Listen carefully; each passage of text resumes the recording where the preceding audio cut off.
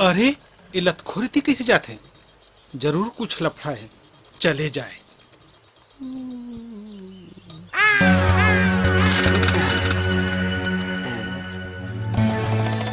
अच्छा बेटा, लुका के कहाँ घुस रहा था?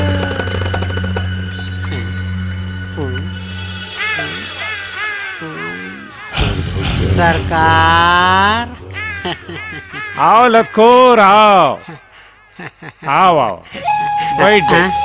आजा आजा, सब अपने आदमी, संकोच करे की जरूरत नहीं है। आजा आजा, हाँ लखोर बैठ, आजा।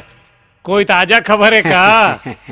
सरकार, नागेश्वर के एक तरह 2 नंबर के माल चिल्पी घाटी डहार ले आवत है सरकार। ओहो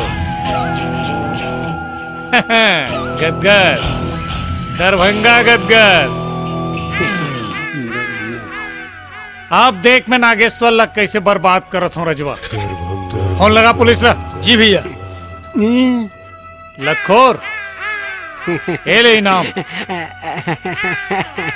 जा अपन डौकी लेकर के साथ ऐश कर।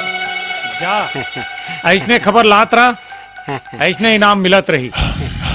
मैं चला था मालिक। जूठा काठा महू खाता, ध्यान रख। बैठ, तो ड्यूटी होती नहीं, मुन्ना के साथ लगी तो ड्यूटी, समझ गए ना रजवा? भैया एक ड्यूटी मुन्ना के साथ लगा दे।